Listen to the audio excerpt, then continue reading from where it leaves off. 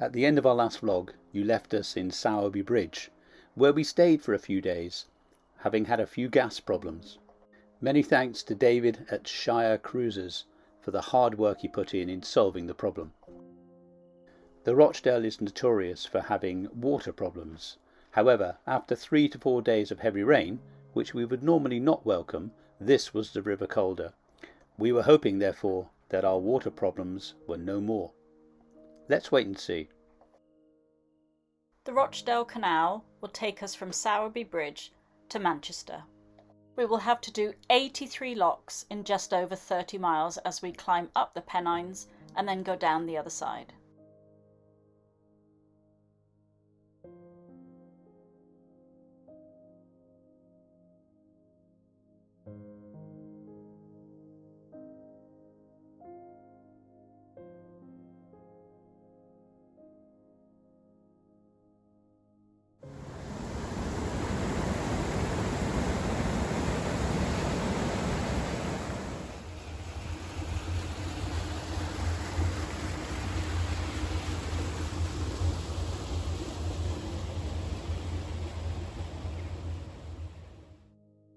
As we enter Tuel Lane Tunnel, we sound our horn to let the lockkeeper know that we're on our way.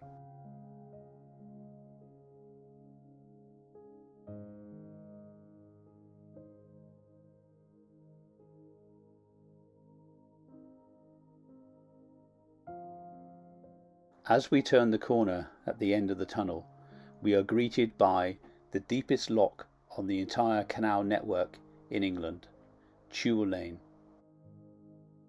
The lock is an amazing 19 feet 8.5 inches deep. It replaced 2 former locks, hence it is numbered 3/4.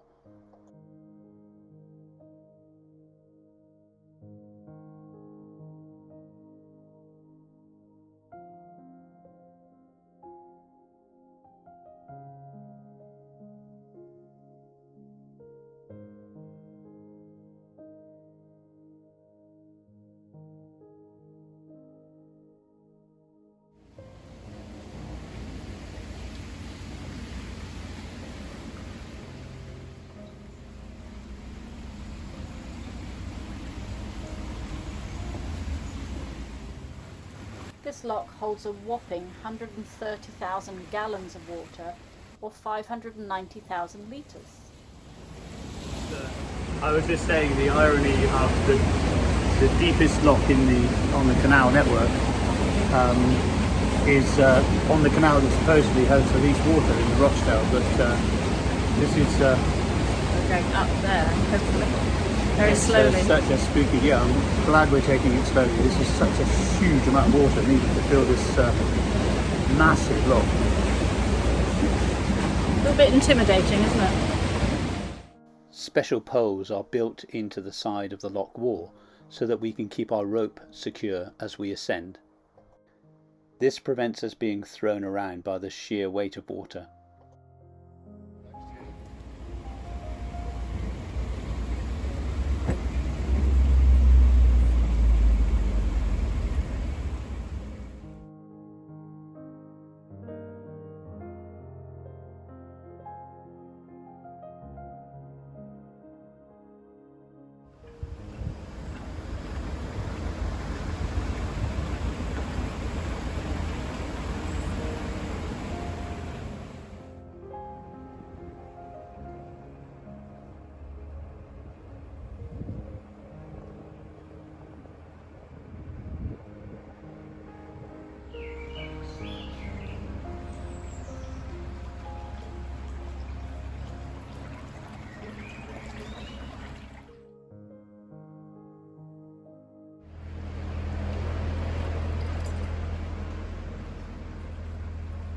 This area was so lush and green, it felt just like being in a rainforest.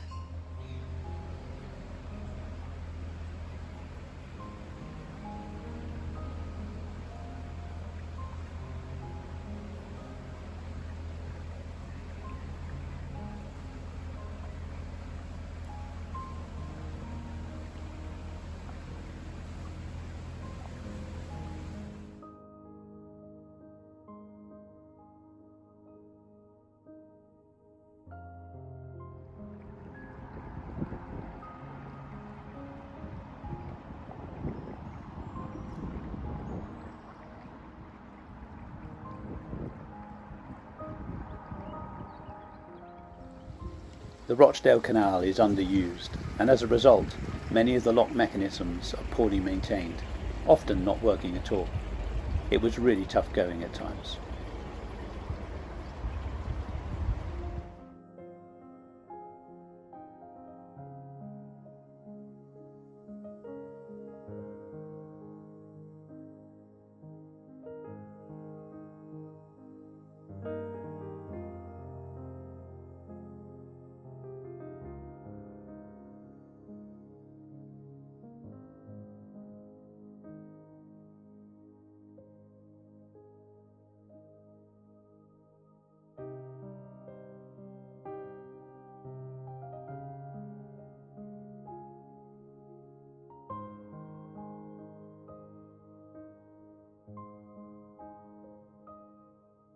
As we approached Hebden Bridge, we saw evidence of the sinkhole in the towpath, with the CRT work in progress. The sinkhole caused the canal to be closed for a while, and also meant a huge amount of water loss.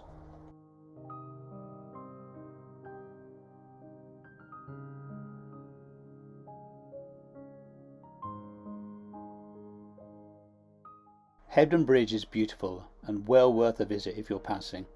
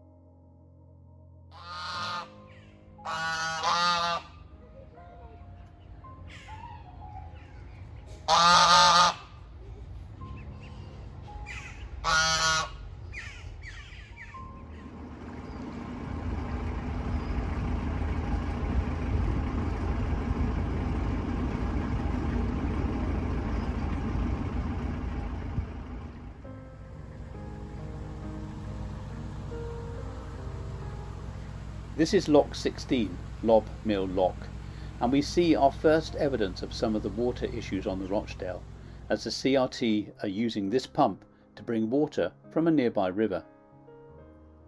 This was partly to replace that water being lost at the Hebden Bridge sinkhole.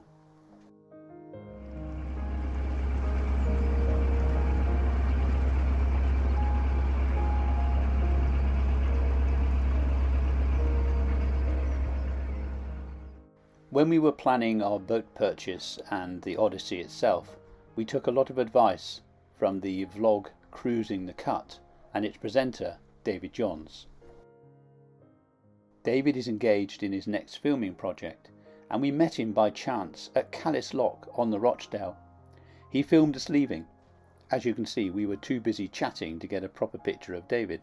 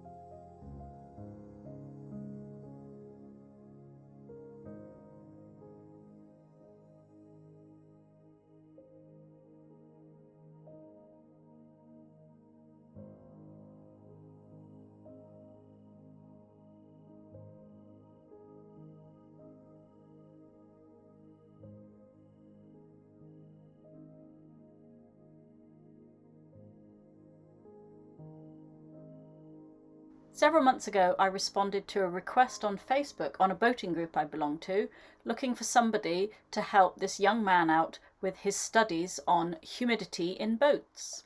We've had these monitors on our boat since last January, and Jacob finally came to collect them. We wish him well with his studies.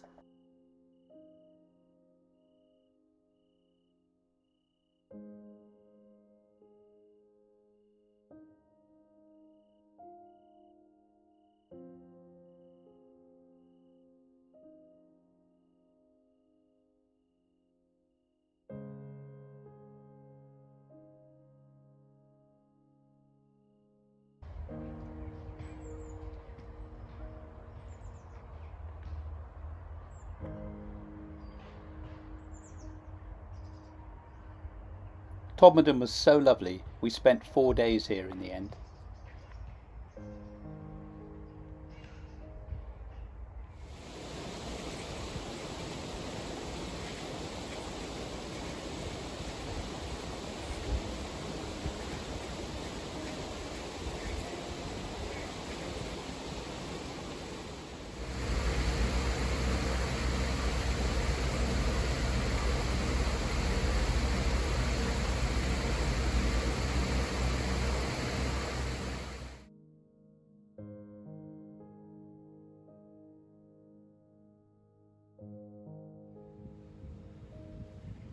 Great Wall of Todd supports the railway embankment.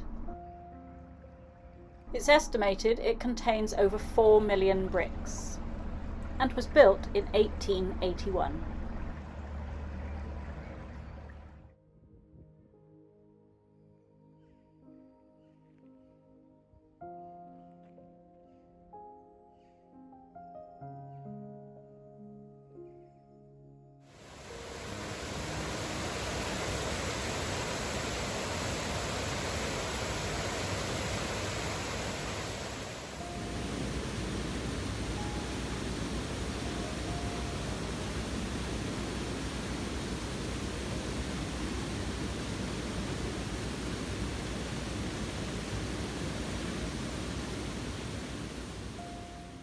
And here we met Jaden, a lovely young man who was more than happy to help.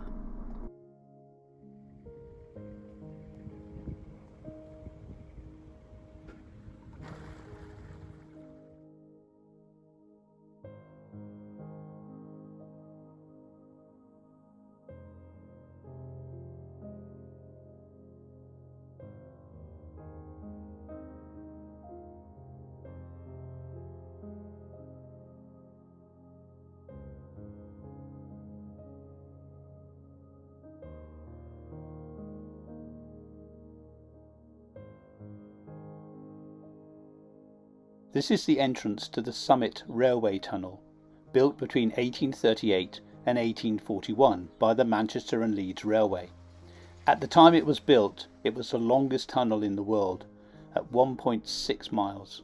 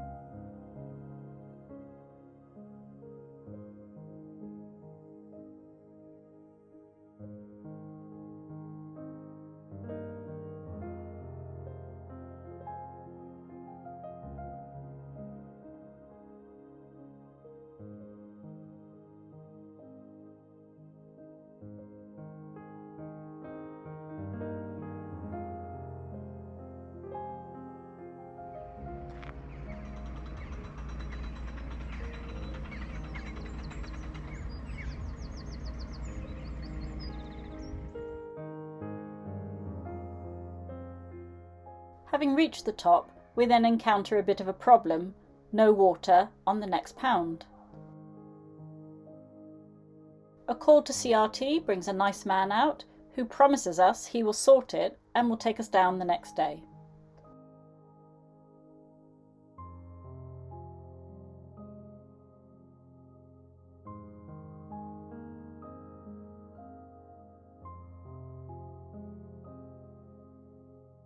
Jerry's presence as we descended was essential, as several times we had to stop to flush water through in order to fill the pounds ahead.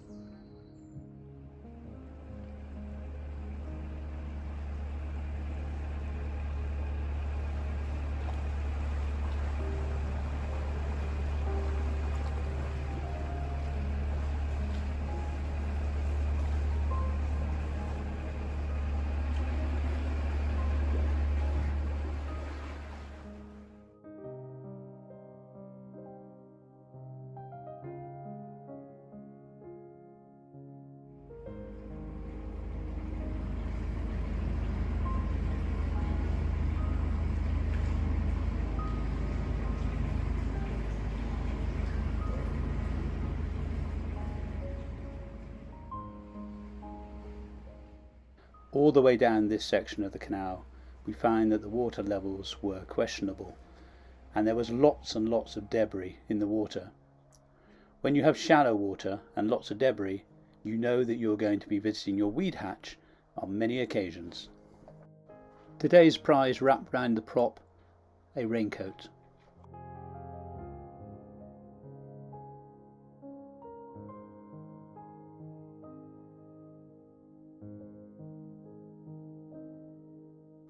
The Rochdale Canal was renovated after the completion of the M62. To build a brand new bridge under this new motorway would have been cost prohibitive, so instead the canal was diverted through a culvert that already existed. Lock 53 was also relocated to south of the carriageway in order to correct the water levels.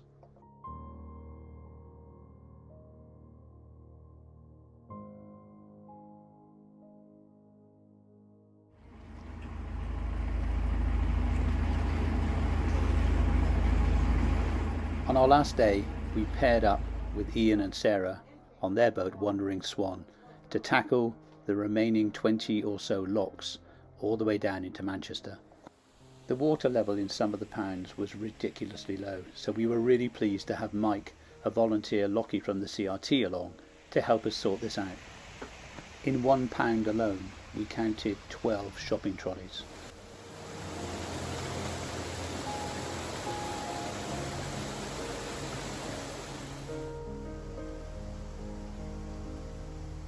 So we faced really shallow water, lots of obstacles, and in some cases drained pounds, and the locks were not much better. These gates wouldn't open at all, and look at the undergrowth growing on them.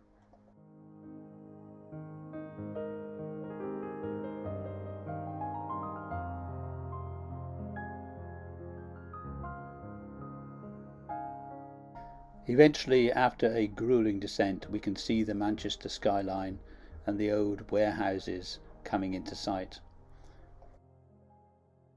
Finally, we reached the sanctuary of New Islington Marina. What a relief.